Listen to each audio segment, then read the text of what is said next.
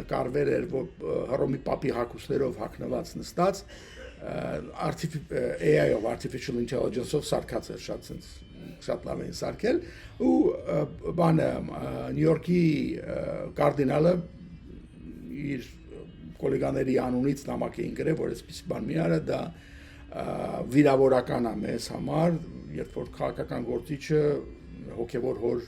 ինչ-որ շորերն հակնում նստում է գահի վրա այս իր ամբողջ բաներով, հիմա պատկերացրեք